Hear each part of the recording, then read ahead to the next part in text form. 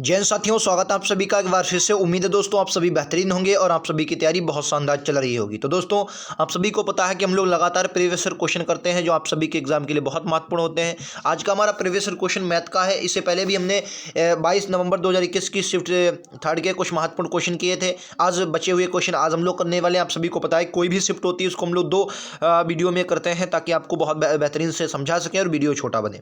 चलिए शुरुआत करेंगे। सिलेक्शन का मूल मंत्र प्रीवियस ईयर है, आप इनको जरूर लगाइए। मैं लगातार आप सभी को करवा रहा हूं। आइए पहले क्वेश्चन से शुरुआत करेंगे। आज का पहला क्वेश्चन है और आपका 14वां क्वेश्चन है। क्वेश्चन ध्यान से पढ़िए, राइट आंसर दीजिए। कह रहा है 644 में धनराशि को 3 भागों 1/2, 2/3 और 3/4 के अनुपात में विभाजित किया जाता है तो पहला भाग कितना होगा। ठीक है, देखिए पहली राशि क्या है सर, 1/2 है। ठीक है सर। दूसरी क्या है, 2/3 है। ठीक है सर। तीसरी क्या है, 3/4 है। ठीक है। अच्छा, नीचे वाली संख्याओं का लासा ले लेंगे। नीचे वाली संख्याओं का 2 3 4 का मैं देखूंगा 12 आएगा। ठीक है, यहाँ भी 12 से गुणा कर दो, यहाँ भी 12 से गुणा कर दो, यहाँ भी 12 से गुणा, यहाँ से 12 से गुणा कर दोगे आपका अनुपात में 6 निकलेगा। यहाँ से 3 चक्कू 12, 4 दूनी 8 निकलेगा। ठीक है सर। 4 तियां 12, 3 तियां 9 निकलेगा। यहाँ से अगर मैं देखूंगा तो जो अनुपात निकला 6:8:9 निकला। ठीक है, 6:8:9 निकला। तो उसका योग कितना हुआ, 8 से 14, 14 और 9 आपका 23। यहाँ से कितना बना, यहाँ से जो बना वो आपका 23 बना। कितना बना, अब आपका यहाँ से कितना बना, तो आप कहेंगे यहाँ से मेरा बना है 23। ठीक है, और 23 की वैल्यू आपको दी कितनी है, 23 बराबर आपको कितना दिया है, तो आप कहेंगे 644 दिया है। 23 बराबर कितना दिया है, 644। अगर मैं यहाँ से देखूँ कितने गुना है, तो 23 दूना 46 से 23 तियाँ, ये 23 दिए तियाँ नहीं जाएगा, 23 दूना ही जाएगा। अगर मैं काट रहा हूँ 23 से, 23 सही मैंने किया। 8 6 14, 14 6 3 9, बिल्कुल 23 है। 4 तियाँ 3 तियाँ 9, बिल्कुल। तो अगर मैं 23 से एक बार काटूंगा तो आपका 23 इक्कन 23, तो ये आपका बचेगा 23 इक्कन 23। 1 मिनट यार, ये तो मैं गड़बड़ कर रहा हूँ। सही तो कर रहा हूँ, मैं बिल्कुल सही कर रहा हूँ यार। 23 इक्कन 23, ये आपका 23 दूना, हाँ 23 दूना 46। कितना बचा, 23 दूना 46, 4 बचा, तो आपका ये 50 होगा। 14 14 4 18, 184। ये आपका कितना बचा, 184 हो जाएगा। अगर मैं 4 से काटूँ, 3 कितने पर है, 8 से काटूँ, 8 दूनी 16, हाँ 8 से जाएगा। 8 8 दूनी 100, मतलब 8 तियां 24 के 4 यहाँ से लगा दो, 8 दूनी 16, ये 28 बार गया। एक की वैल्यू तो आपके पास कितनी आ गई, 28 बार गया। अब आपसे पूछा गया कि पहला भाग था कितना, 6, तो 6 में भी 28 की मल्टीप्लाई करवाओगे। 6 48 के 8, हासिल लगा 4, और 6 दूनी 12, 12 4 16, 168। 168 इस क्वेश्चन का राइट आंसर। विकल्प तो दूसरे के साथ जाएंगे। उम्मीद है आप सभी को समझ में आया होगा। क्वेश्चन ऐसा है, कभी गलत नहीं करेंगे, बहुत ही तरीका होता है। ऐसा क्वेश्चन जब भी अनुपात समानुपात में या कहीं भी आए तो इनको ऐसे ही लगाना है। ठीक है, लासा ले लेंगे, अनुपात बराबर कर लेंगे। ठीक है, चलिए आइए अगले क्वेश्चन पर चलते हैं। अगला क्वेश्चन आप सभी के लिए ये रहेगा। ये देखिए दोस्तों, अगला क्वेश्चन आप सभी की स्क्रीन पर घनाभ का क्वेश्चन है। बहुत इंपॉर्टेंट क्वेश्चन है।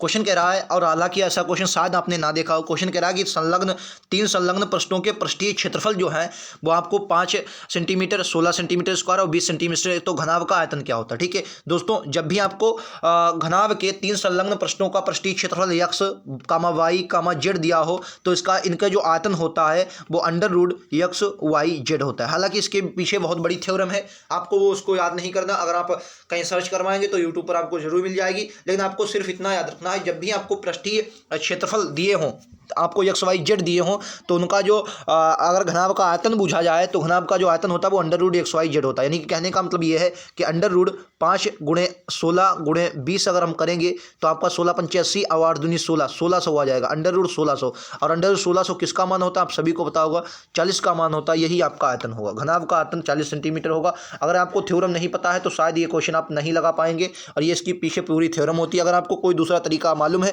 तो आप बिल्कुल लगाइए, मुझे भाई यही तरीका मालूम है। ठीक है, चलिए आइए अगले क्वेश्चन पर चलते हैं। अगला क्वेश्चन ये रहेगा दोस्तों आप सभी की स्क्रीन पर। इस क्वेश्चन का राइट आंसर क्या होगा आप सभी को बताना है। हालांकि ये भी थोड़ा सरलीकरण के क्वेश्चन पिछली बार लगातार आए हैं और ये बेहतरीन क्वेश्चन आए हैं। ठीक है, सरलीकरण के बॉडमॉस नियम पर आधारित थे। बताइए, अगर मैं इसको करूँ 15 नामा 135 और 4 कितना हो जाएगा, 139। ठीक है, 139 बटे का आपका कितना आ जाएगा, 15। ठीक है, भाग में आपका कितना रहेगा, भाग में आपका 7/8 रहेगा। इसको पहले इसको सॉल्व कर लो। जब आप इसको सॉल्व करेंगे, पहले इसको सॉल्व कर लेंगे, अभी आपका 8 ऐसे ही रखने दे। जब आप इसको सॉल्व करें, 6 पंचे 30 है, 31/5। ठीक है, 31, 1 मिनट दोस्तों यार, 31/5 आएगा। ठीक है, और प्लस में 5 15 2 17, 17 बटे का आपका कितना है, 5। यहाँ से अगर 5 कॉमन लेंगे तो 7 1 8 और आपका 48 कितना बचेगा, 48/5 आएगा। यहाँ से अगर आपने इसको सॉल्व किया तो आपके पास कितना आया, 48 बटे का गुणे में आपके पास 48/5 आया। ठीक है, 48/5। अब इसको सॉल्व थोड़ी देर के लिए नहीं करेंगे, क्योंकि पहले हम इसको सॉल्व करेंगे, क्योंकि वहाँ पर बीच का माइनस है, तो उसको हम लोग बाद में सॉल्व करेंगे। देखो, अगर मैं काट रहा हूँ तो 8 6 48, 8 6 48 होगा। ठीक है, तो ये आपका 7 6 42 और बटे 5, यानी कि इधर आप देखेंगे तो आपका ये कितना बचेगा, तो आप कहेंगे 139 और 139/15 और ये बता 742/5। लेकिन अगर मैं गुणा में करूंगा तो आपका 5 बटे कितना आ जाएगा, 5 बटे आपका 742 यही तो आएगा। आप कहेंगे बिल्कुल यही आपका आ जाएगा, ठीक है 742 आपका यही उम्मीद है समझ में आ गया होगा, ठीक है। काटा पीटी कर दो, अगर आप 5 से काट रहा हूँ तो ये 3 पर जाएगा, 5 से काट रहा हूँ 3 पर, जो आपका आंसर आएगा तो 139/3 दूनी 6 और 3 चौको 12 126। 139/126 आपने यहाँ से देखा। अब आप इसको सॉल्व कर लेंगे, इसको जब आप सॉल्व करेंगे तो आपके पास 2/21 है और प्लस में आपका 1/126 है, ठीक है 126। अगर आप 21 बनाने क्या मतलब है, अगर मैं 6 से यहाँ पर मल्टीप्लाई करवाता हूँ तो ये आपका इधर बन जाएगा, तो यहाँ भी मुझे 6 से मल्टीप्लाई करवानी पड़ेगी। यानी कि अगर मैं 126 नीचे ला सा दे दो 6 दूनी 12 और 1 13, तो 13/126 आए, कितना आ जाएगा 13/126, ठीक है 13/126 आ गया। इधर आपको अलग अलग सॉल्व ही करना पड़ेगा क्योंकि आप 13/126 इधर आपका आ गया, ठीक है। तो ताकि आप आसानी से सॉल्व कर सकें। अब आपको पता है कि 139/126 आपके पास इधर है और माइनस आपको कितना है 13/126, तो यही तो था 13/126 बिल्कुल था। अब आपको क्या है 126 नीचे आपको लासा मिल रहा है, तो इसको देखो 126 आपको कॉमन मिल रहा है, ठीक है। और इसमें से अगर आप घटाएंगे तो इधर भी आपका 126 बजे कुल मिलाकर कट जाएगा। ऑप्शन नंबर ए आपका बिल्कुल करेक्ट आंसर है। समझ गए, उम्मीद है आपको समझ में आया होगा। ऐसा क्वेश्चन जब भी आए तो आपको लोगों को गलत नहीं करना है, एग्जाम में लगातार ऐसे क्वेश्चन बन रहे हैं और आपके बनेंगे भी, ठीक है। चलिए आइए अगले क्वेश्चन पर चलते हैं। ये लीजिए आपका अगला क्वेश्चन, ये बहुत ही क्वेश्चन होते हैं ऐसे और आते हैं लगातार। कह रहा दो संख्याएं x और y का अनुपात जो है आपको 7:100 और आपको 4:107 दिया, इनमें 6 जोड़ा जाए और y में 7 घटाया जाए तो उनका अनुपात 3:4 हो जाता है। मैंने मानी कि जो संख्या वो 4x थी, दूसरी आपकी 7x थी, ठीक है। अगर मैंने पहले में 6 जोड़ा है, ठीक है, और दूसरे में मैंने 7 घटाया है, तो जो मुझे अब थ्योरम मिल रही है वो 3/4 की मिल रही है, ठीक है। यहाँ से आप काटापीटी कर देंगे, आंसर आ जाए, काटापीटी करो। तो अब अगर आप देख रहे होंगे ये आपका कितना बनेगा, 1 मिनट, ये आपका बनेगा 4 × 16x, ये आपका कितना बनेगा 16x प्लस के 6 × 24, ठीक है, बराबर में 3 × 7 21x, ठीक है, माइनस का 7 × 21, ठीक है। अब देखो अगर 16x - 21 जाएगा तो कितना बचे 5x, ठीक है, और ये आपके जुड़ जाएंगे तो ये 5 और 45, ये कितना हुआ 45। तो x बराबर आपका कितना है, x बराबर ये आपका 5 9 45, कितना आ गया 9 आ गया। अब उसने पूछा गया तो एक्स वाई के अंतर ज्ञात किया, तो अंतर इनमें कितने का है सर 4x और 7x में 3 का अंतर है, तो 3 और 9 की वैल्यू के 9 आ जाएगी 3x का, तो 9 3 27, अंतर कितने का आएगा 27 का अंतर आएगा, विकल्प उत्तर दूसरे के साथ जाएंगे, ठीक है 27 का अंतर आएगा, विकल्प उत्तर दूसरे के साथ जाएंगे। उम्मीद है आप सभी को समझ में आ रहा होगा। क्वेश्चन गलत नहीं करना, लगातार मैं आप सभी को करवा रहा हूँ, प्रीवियस आप सभी के लिए बहुत इंपॉर्टेंट है। मैं फिर से बता रहा हूँ सिलेक्शन का मूल मंत्र शामिल होंगे। आइए अगले पर चलते हैं। ये लीजिए ये क्वेश्चन अच्छा है, कह रहा राधा अपनी आय का, आप किसी भी तरीके से इस क्वेश्चन को लगाएं, मैं जो आपको तरीका बताऊंगा बहुत बेहतरीन तरीका है। कह रहा राधा अपनी आय का 28% बचत करती है। अच्छा एक बात बताओ, 28% की फ्रैक्शन वैल्यू अगर मैं निकालूं 100/28 होती है। अगर 7 से 7/25, अगर 4 से मैं काटूंगा 7/25, यानी कि अगर आय इसकी दोस्तों 25 है, ये आपकी आय है, ठीक है, तो आपको 28% 7 क्या है बचत है, ठीक है, तो खर्चा कितना होगा, तो आप कहेंगे भाई 18 का क्या होगा, 18 का खर्चा होगा, खर्च कितना होगा 18 का होगा कि नहीं होगा, ठीक है। अच्छा तो मैंने क्या बोला, जो खर्च आपका आया है, खर्च कितना है, खर्च कहेंगे आप 18 का है, ठीक है। आपका बचत कितनी है, बचत आपकी 7 की है, ठीक है। और आपकी जो कुल आय है वो आय कितनी है, आय आपके पास कितनी है 15 है, ठीक है 15 है। अच्छा अब आपसे क्या पूछा है कि व्यय में 25% की वृद्धि। देखो ये आपको 125 नहीं करना, 25 ही करना, क्योंकि कुल मिलाकर जो अंतर आ रहा है 25 की आ रहा है। मैंने आपको ऐसे क्वेश्चन करवाया तो 25 की वृद्धि, ठीक है। बचत में 30%, यहाँ से गुणा करवाओ तो 25 8 200 का जीरो हासिल लगा 20 और 25 51 25 और 20 45, ये आपका कितना बचा 450, ठीक है। 7 3 21 210 हुआ, ठीक। इन दोनों को सबको जोड़ो, क्योंकि भाई इनका जोड़ ही तो आय होती है, जोड़ो 0 6 और 6 66 हुआ। अच्छा एक बात बताइए आपका कितना है, ये आपका है 25x, ये आपका 25 था। अगर मैं 25x यहाँ पर x मान लूँ तो x का आपको मान निकालना। अगर मैं यहाँ से 25 से भाग दे दूँ तो आप 5 से काटोगे 5 पर, अगर आप 5 से काट रहे हैं इसको तो आपका 5 1 5 5 3 15 5 दूनी 10, ठीक है, यही तो आएगा। और बटे में आपका कितना है 5, ठीक है। तो अगर मैं काटूं यहाँ से 5 से तो 5 दूनी 10, 5 छक्का 30 पॉइंट 5 चौको 20, 26.4 इस क्वेश्चन का राइट आंसर है। विकल्प उत्तर दूसरे में दिया है, बिल्कुल करेक्ट आपका आंसर है। ऐसे क्वेश्चन आप इसी तरीके से करें, बहुत कम समय लगेगा। आप दूसरे तरीके से शायद कर रहे होंगे तो ज़्यादा समय 110% आपको लगेगा। इस तरीके से करेंगे तो आपको बहुत कम समय यहाँ पर लगने वाला है। आइए अगले पर चलते हैं। ये लीजिए आपका अगला क्वेश्चन इजी है, इसको भी लगाइए। कह रहा है ब्याज वार्षिक रूप से चक्रवृद्धि होने पर, ये देखिए थोड़ा अच्छा क्वेश्चन है। इसको पहले मैं आपको दूसरे तरीके से समझाता हूँ, फिर आप समझिएगा। देखो क्या होता है, हम क्या मानते हैं कि जब 2 वर्षों का ब्याज दिया होता है तो हम क्या करते हैं, जैसे मान लिया मैंने आप मान लो 20% दर दी है 20%, तो 20% की फ्रैक्शन वैल्यू निकालते हैं।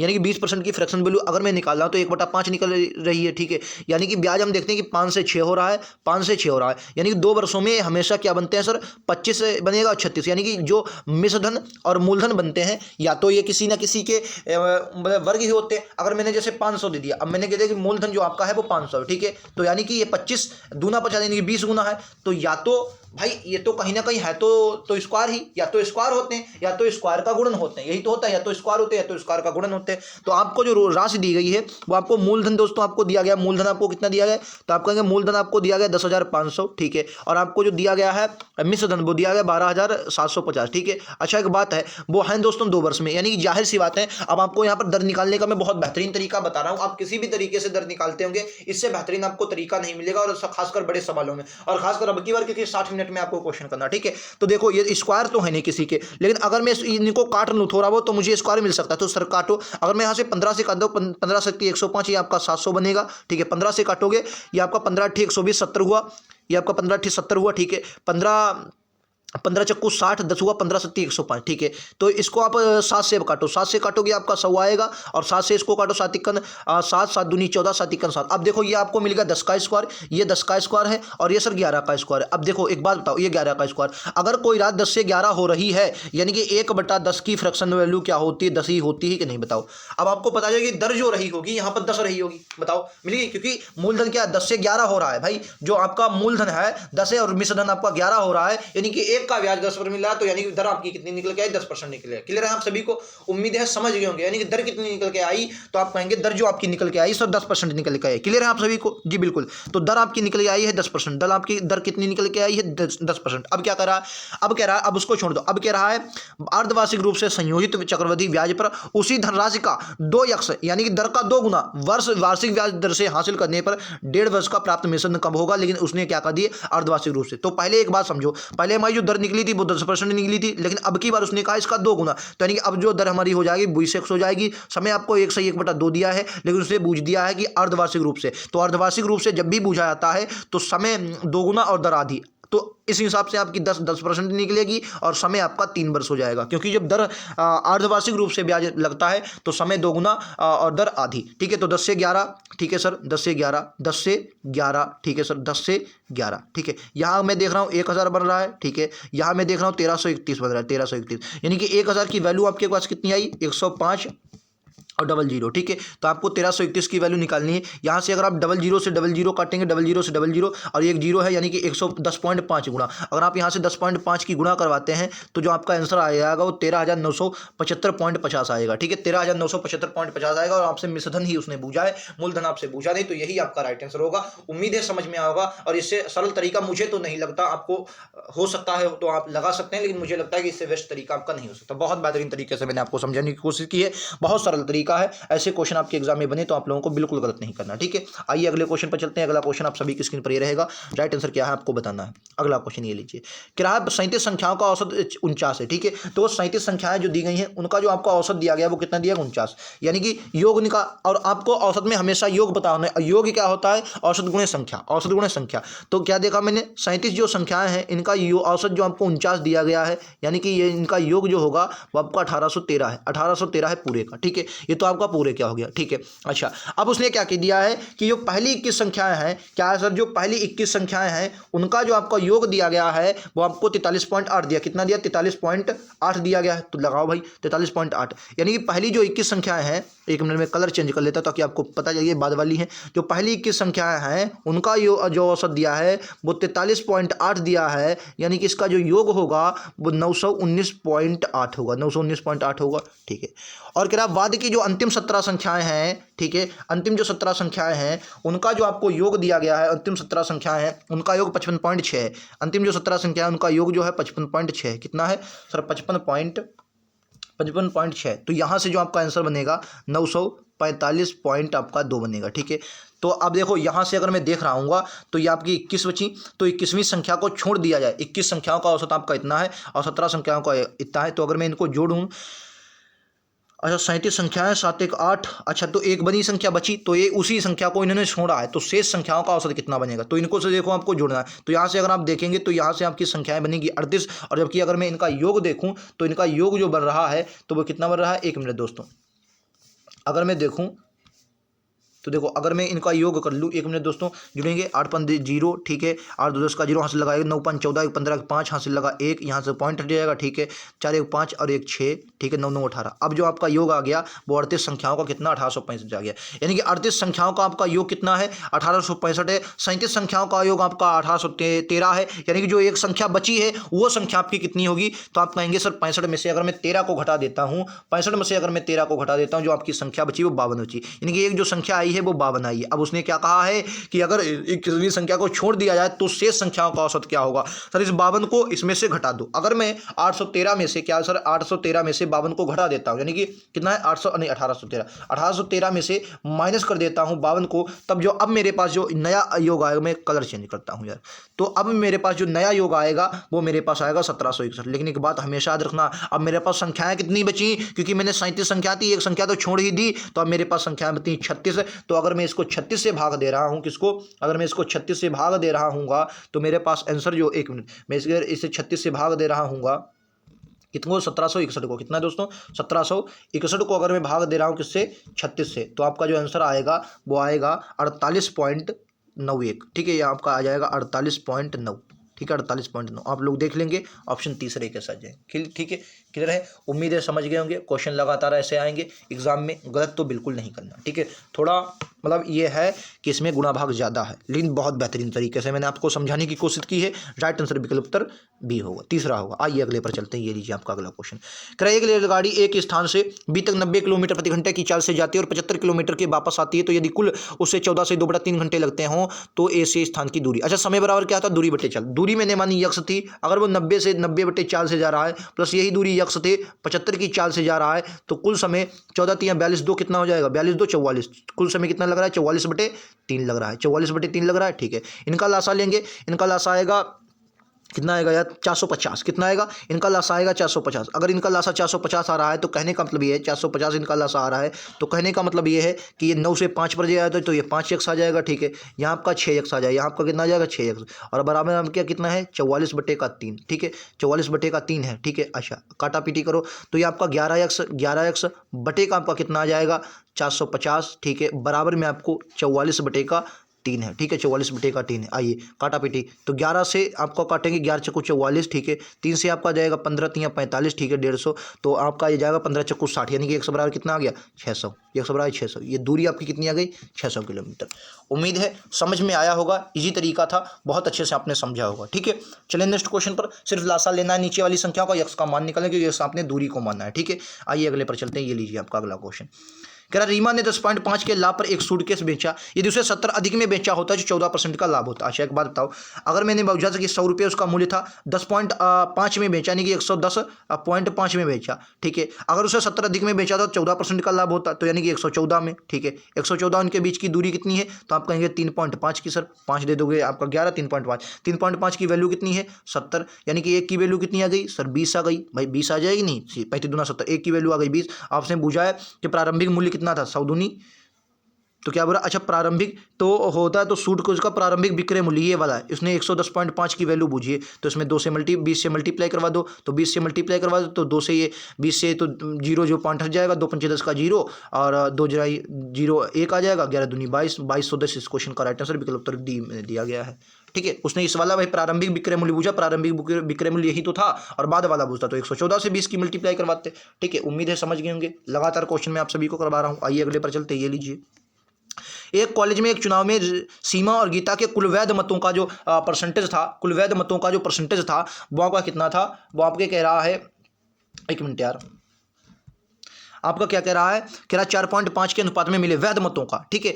कुल कितने मत थे, यदि 15,000 मतों में से 19% मत अवैध घोषित हो गए, 15% मतों में से 19% मत क्या हुए अवैध घोषित, यानी कि कुल मत कितने थे सर 15,000, ठीक है 15,000, एक मिनट दोस्तों यार 15,000, ठीक है। अच्छा 19% अब मत अवैध हो गए, तो वैध कितने बचे, तो आप कहेंगे 81% भाई वैध बचे, तो डबल जीरो करो, तो अगर मैं 15 गुणे और 81 करवाता हूँ तो मुझे कितना मिल जाएगा, तो सबसे पहले आपको यहाँ पर काटा पीटी करना, 1 से 2 जीरो, 1 से 2 जीरो, यहाँ से आप करवाएंगे तो 1215 मिलेगा, और 1 जीरो आपका मिला, यानी कि अब जो वैध मत मिले वो आपके कितने पास मिले 12,100 कितना बोले 12,150, ठीक है। अच्छा, कुल वैध मत कितने हैं यहाँ से भाई, सीमा को और रीमा का अगर मैं अनुपात पूछूं, सीमा और गीता का, तो सीमा का अनुपात 4 है और गीता का अनुपात 5, यानी कुल मिलाकर 9 है। और 9 की वैल्यू आपको कितनी दी गई है, 12,115, ठीक है। तो काटा पीटी करो, तो 9 × 9 3 बचा, 31 हुआ, 9 × 3 27, 4 बचा, 9 × 5 45, ठीक, 1350, ठीक है। अब उसने कहा तो सीमा और गीता के पक्ष में पड़े मतों के बीच का कितने का अंतर है, सर 1 का अंतर है, 1350। इस क्वेश्चन का राइट आंसर विकल्प उत्तर तीसरा आएगा, क्योंकि भाई 1 का अंतर है, 1 की वैल्यू आपने निकाली है 350, तो राइट आंसर आप लोग समझ गए होंगे, 1350 इस क्वेश्चन का राइट आंसर आएगा, ठीक है। समझ गए, क्वेश्चन ऐसा है तो कभी भी गलत नहीं करना, एग्जाम में लगातार आपको देखने को ऐसे क्वेश्चन मिलेंगे। आइए अगले पर चलते हैं, ये लीजिए आप सभी की स्क्रीन पर अगला क्वेश्चन, बताइए राइट आंसर क्या होगा। क्या मधु ने 1714 में 35 किलोग्राम चीनी खरीदी है। थोड़ा अच्छा क्वेश्चन है, इसको ध्यान से पढ़ेंगे, ठीक है। बेची उसने इसे बेचा तो इस विक्रय मूल्य में हुई हानि 5 किलो चीनी के विक्रय मूल्य के बराबर थी। 8 किलो चीनी का विक्रय मूल्य क्या है, बहुत इंपॉर्टेंट क्वेश्चन है, थोड़ा आपको इसको समझना है और अच्छे से। विक्रय मूल्य के बराबर हानि दी गई है, अच्छे से समझना है, थोड़ा मैं आपको बड़ा कर देता हूँ, ये लीजिए। देखो पहली बात ये समझो, 1470 में 35 किलोग्राम चीनी खरीदी तो 1 किलो चीनी का मूल्य कितना है, तो मैं कहूँगा 1470 किलोग्राम में भाई 35 किलो जब खरीदेगा तो आप काटेंगे 7 5 पर जाएगा, 7 दूनी 14, 7 तिकन 7, 210, 5 से काटोगे आपका 5 चौको 20, 5 दूनी 10, 42 रुपये किलोग्राम, यानी कि एक का जो मूल्य आ गई, खरीदा मूल्य कितना है 42 रुपये प्रति किलोग्राम है, ठीक है। अच्छा, अब उसने क्या कहा, अब यहां पर समझना है। अच्छा, कुल चीनी कितनी थी भाई, 35 किलोग्राम कुल चीनी थी, ठीक है। अब उसने क्या कहा है कि जब बेचा है तो 5 किलोग्राम चीनी की विक्रय मूल्य। अच्छा, हानि होती क्या है, तो अगर मैं लॉस आपसे पूछूं हानि होती क्या है, तो आप क्या बोलेंगे, हानि जो होती है sir cost price minus selling price होती है, यही तो होती है, आप कहेंगे बिल्कुल, यानी cost price minus selling price. हानि हुई कितनी है, तो आप कहेंगे 5 की, लेकिन किसके बराबर सर, 5 सेलिंग प्राइस के बराबर है, 5 एसपी के बराबर हुई है, ठीक है। और एसपी था कितना भाई, चीनी बिकी कितनी, तो भाई खरीदी तो अपने 35 कॉस्ट प्राइस बराबर होगी और बेची तो भी 35 होगी, क्योंकि खरीदना और बेचना 35 पर ही रहेगा, ठीक है। अगर मैं 35 एसपी को इधर लाता हूं तो ये आपकी बन जाएगी 40 एसपी, कितनी हो जाएगी, तो आपके पास अब मिलेगा 40 एसपी, यानी कि ये आपके पास आ जाएगा 40 एसपी, ठीक है। और बराबर में आपका कितना है 35 कॉस्ट प्राइस, 35 कितना कॉस्ट प्राइस, ठीक है। अगर आप इसको काटेंगे तो ये आपका 7, ये आपका 8, ठीक है। अगर मैं कॉस्ट प्राइस और सेलिंग प्राइस की बात करता हूं, तो ये आपका 8/7 आ जाए, यानी कि कोई चीज़ खरीदी 8 में है, अब खरीदी 8 में, बेची 7 में, तभी तो हानि हुई, बिल्कुल हानि हुई। अब देखो, अब उसने क्या कहा, अब क्या कहा है कि अगर 8 किलो चीनी का विक्रय मूल्य बताना है, तो देखो एक बात बताओ, अगर उसने 1 किलोग्राम चीनी का मूल्य आपका 8 दिया है, ठीक है, लेकिन 8 नहीं है, मतलब क्या है सर, 8 किलोग्राम चीनी का मूल्य, आप कह रहे हैं 1 किलोग्राम चीनी का मूल्य 8 है, लेकिन क्वेश्चन कह रहा है कि 8 नहीं भैया, 42 में खरीदी है, क्योंकि कॉस्ट प्राइस है और कॉस्ट प्राइस आपका यहाँ पर 42 मिल रहा है। यानी कि एक बात बताओ, अगर मैं खरीदने की बात करूं तो मुझे यह पता चल गया कि 1 किलोग्राम चीनी का जो मूल्य है वो 42/8 है, ठीक है, 42/8 है, ये 1 किलोग्राम चीनी का क्रय मूल्य है। और तो उसने कहा कि 8 किलोग्राम चीनी का विक्रय मूल्य, तो विक्रय मूल्य अगर मैं निकालूं तो 7 की वैल्यू यहां से मुझे निकालनी पड़ेगी, यानी कि 1 किलोग्राम चीनी का मूल्य कितना आ जाएगा, तो हम कहेंगे 42/8 गुणे का 7, ये तो आ गया 1 किलोग्राम चीनी का विक्रय मूल्य। लेकिन उसने कहा भैया 1 किलोग्राम हमें नहीं चाहिए, हमें तो भैया 8 किलोग्राम में चाहिए, तो 8 से 8 क्विंटल, 7 दूनी 14, 7 चौको 28, 7 दूनी 14, एक बचा 7 चौको 28, 29, 294 क्वेश्चन का राइट आंसर विकल्प तीसरा होगा। बोलो, अगर आप यहां पर काटा पीटी मचाने लगे तो आपको ज्यादा समय लगेगा, क्योंकि वहां पर पॉइंट में जाएंगे, फिर से आपको गुणा करवानी पड़ेगी, तो इसीलिए मैंने काटा नहीं बल्कि आगे जाकर काटा, बहुत आसानी से समझ में आया। बोलो क्लियर है, उम्मीद है समझ में आया होगा। क्वेश्चन ऐसा है तो कभी भी गलत नहीं करना, एग्जाम में लगातार मैं आप सभी को ऐसे क्वेश्चन करवा रहा हूं, उम्मीद है समझ में आया होगा। मैं फिर से समझाने की कोशिश कर रहा हूं, समझिएगा। देखो यहाँ पर यहाँ तक तो आप समझ गए कि 42 मिली है, यहाँ से आपको कॉस्ट प्राइस और सेलिंग प्राइस का मान निकालना है, ठीक है।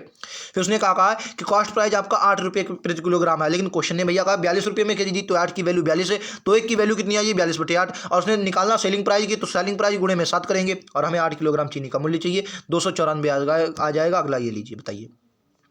करा एक वस्तु 157.50 में बेचने पर रवि को 12.5% का लाभ होता है, ठीक है। यदि उसे 147 में बेचा जाए तो वस्तु को परसेंट क्या। अच्छा एक बात बताओ, मैं अगर बात करूँ ये क्या है 12.5% है, 12.5% की फ्रैक्शन वैल्यू क्या होती है, तो आप कहेंगे 1/8, कितनी होती है 1/8, ठीक है, 1/8 होती है। या और मुझे निकालना है कॉस्ट प्राइस, यानी कि कहने का मतलब है 157 में जब बेचा गया 157.50 में, तो पॉइंट हटा दो, बटे में आपका 2 कर लो, ठीक है, 50 में बटे का 100, ठीक है, मतलब 2 पॉइंट हटा दीजिए, ठीक है। बेचा गया तो मुझे क्या हुआ 9 का लाभ हुआ, किस पर 8 का, भाई 8 पर 1 का लाभ, तो मैंने 9 बटे में इसलिए रखा क्योंकि मुझे कॉस्ट प्राइस अब की बात निकालना, ठीक है, जितना आ जाएगा वही कॉस्ट प्राइस रहता है, कॉस्ट प्राइस रहता है, ठीक है। तो अगर देखो अगर मैं 0 से 0 काट दूं, ठीक है, 5 से काटोगे आपका 2 बार 5 3 15 और 15 15 75, ठीक है, 315 आएगा, बिल्कुल सही। 5 गुना 5 ठीक है। अच्छा 2 से काटोगे 4 पर, सर 9 से कटेगा, बिल्कुल कटेगा। 9 तियाँ 27, 9 पचे 45 ठीक है। 9 तियाँ 27, 4 बचा 9 पचे 45, 4 पंचे 20 का जीरो, यहाँ पर 4 पंचे 20 का जीरो, वहाँ से लगा 2, 4 तियाँ 12, 12 2 14, 140 कितना है 140। अच्छा एक बात बताओ, वह 147 में बेचा, 40 में कॉस्ट प्राइस आपका कितना आया 140 का कॉस्ट प्राइस ठीक है, और आपने बेचा कितने 147 में, तो कितने का लाभ हुआ आप कहेंगे 7 का, किस पर 140 पर। परसेंट के लिए क्या लगाओगे, परसेंट के लिए लगाओगे 100, काटा पीटी करो, काटा पीटी करोगे 7 दूनी 14, 20, 20 पंचे 100, 5% की क्या हुई लाभ या हानि, सर कहेंगे लाभ, क्योंकि 147 आ रहा है। बेचा आपने कितने में 147 में, खरीदा 140 में ठीक है। समझ गए, यहाँ वाला ये तरीका समझ में आया, उम्मीद है समझ में आया हो, क्योंकि भाई आपने कॉस्ट प्राइस निकाला, तो कॉस्ट प्राइस जब निकालेंगे हमेशा उल्टा रखते हैं, हमेशा उल्टा रखते हैं। चाहे आप इस तरीके से कर लें भाई, कॉस्ट प्राइस कितना है, तो कॉस्ट प्राइस भाई 8 में क्या करेंगे 9 करेंगे, यही तो होता है। और अगर आप करेंगे बराबर में तो पलट जाएगा ठीक है। आइए अगले पर, आज का अंतिम क्वेश्चन ये रहेगा, सॉरी दोस्तों आज हमारे क्वेश्चन समाप्त हुए। 22 का जो तीसरा शिफ्ट था हमने कर लिया है। उम्मीद है आप सभी को क्लास पसंद आएगी, और पसंद आई हो तो एक बार लाइक से सब्सक्राइब जरूर करें। लगातार मैं आप सभी को क्लास दे रहा हूं, ऐसी क्लास आपको शायद नहीं मिलेगी, बहुत बेहतरीन से आप सभी को समझा रहा हूं। उम्मीद है आप सभी को पसंद आई होगी। मिलते हैं अगले वीडियो में, आज के लिए इतना ही। थैंक यू दोस्तों, जय हिंद जय भारत।